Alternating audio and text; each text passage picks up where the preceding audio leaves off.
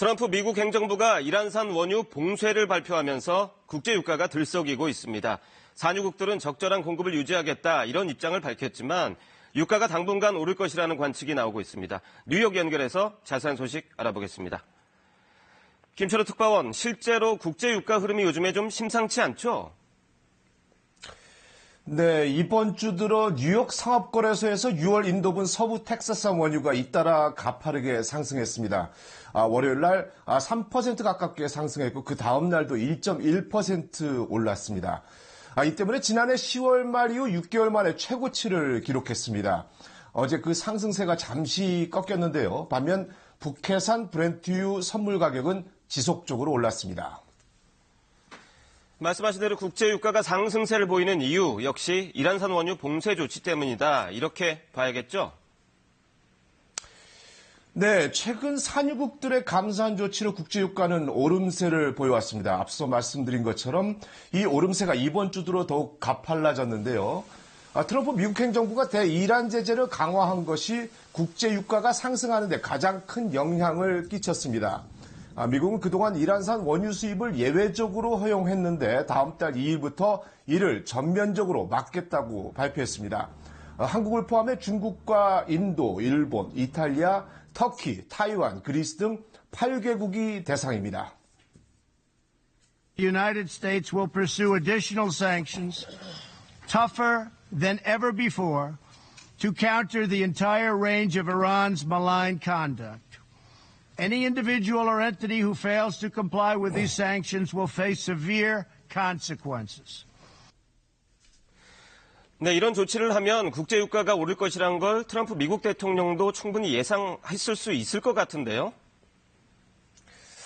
네, 트럼프 대통령 임기 중 유가 흐름에 신경을 많이 써왔습니다. 자주 이용하는 트위터를 통해 오펙이 국제유가를 끌어올리려 한다면서 원유 공급을 늘리라는 글을 자주 올리며 견제했는데요. 미국 사람들에게 자동차가 결국 발과 같은 역할을 하다 보니 유가 관리에 신경을 썼습니다. 이번 대이란 제재 발표 이후에도 트럼프 대통령은 트위터를 통해 이란산 원유가 봉쇄돼도 오펙 회원국들이 부족분 이상을 보충할 것이라고 말했는데요. 이란산 원유 공급이 줄어드는 만큼 증산에 나서라는 뜻입니다. 사우디아라비아도 원유 시장의 안정을 추구한다는 기존 정책이 변하지 않는다는 점을 다시 한번 확인한다는 성명을 발표하며 원유 시장 안정을 강조했습니다. 네, 그런데 최근 국제유가 흐름을 보면 트럼프 대통령의 이런 압박 그리고 산유국들의 움직임 이게 별 효과가 없는 것 같은데요. 어떻습니까? 네, 그렇습니다. 원유 공급량이 줄어들 것이란 시장의 우려가 유가 상승으로 이어지고 있습니다. 그렇지 않아도 리비아의 정정 불안 그리고 베네수엘라에 대한 미국의 제재로 원유 공급량이 감소하고 있는데요. 여기에 이란 원유 봉쇄는 원유 공급 감소 우려에 직격탄이 됐습니다. 미국의 제재가 본격 시행되는 다음 달 2일 이후 시장에 매일 250만 배럴이 공급됐던 이란산 원유가 140만 배럴로 절반 가까이 감소할 것이란 전망이 나왔습니다.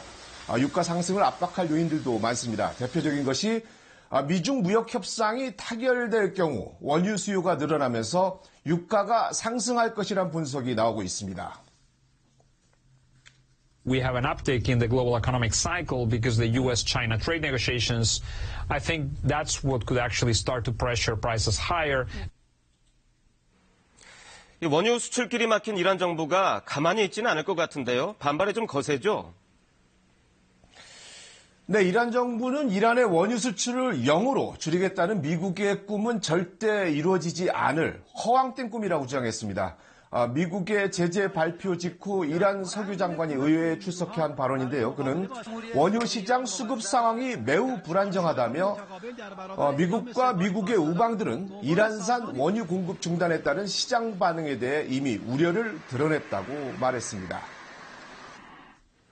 이란산 원유를 가장 많이 수입하는 게 바로 중국인데요. 중국의 행보도 변수가 될 수 있을까요? 네, 그렇습니다. 미국의 대이란 제재를 발표한 날 중국은 미국의 일방적 제재에 단호히 반대한다면서 미국이 중국의 이익을 존중해 이를 해치는 잘못된 행위는 하지 말 것을 촉구한다는 입장을 밝혔습니다. 중국 정부는 우리 기업의 합법적이고 정당한 권리를 계속 보호하는 데 힘쓸 것이라는 말도 했는데요. 뉴욕타임스는 중국이 이란산 원유를 계속 수입할 방안을 찾을 것이 거의 확실하다는 게 애널리스트들 생각이라고 보도했습니다. 미국의 대이란 제재 조치로 미중 갈등이 또다시 커지고 무역 협상에도 불똥이 튀는 게 아니냐는 우려의 시각도 있습니다. 유럽연합도 미국의 조치에 대해 유감을 표명했습니다. 자, 여러 가지 변수가 있겠지만 앞으로 국제유가 어떻게 움직일까요? 네, 계절적으로 원유 수요가 늘어나는 시기고요. 앞서 말씀드린 것처럼 국제 상황 때문에 원유 공급이 줄어들 것으로 보입니다. 사우디아라비아 등 오펙 회원국들도 당장 공급량을 늘리지 않고 있고요. 시장 흐름을 본 뒤 공급량을 결정하겠다는 분위기입니다. 트럼프 대통령도 유가는 표심에도 영향이 직결되기 때문에 내년 대선 전까지 유가 인상을 잡으려고 많은 노력을 할 것으로 예상됩니다. It's going to matter a great deal about a year from now. If you find yourself in a real drag-out election fight with a formidable Democratic opponent. 결론적으로 국제 유가 상승이 당분간 계속될 것이라는 것이 전문가들의 대체적인 관측입니다. 지금까지 뉴욕에서 KBS 뉴스 김철호입니다.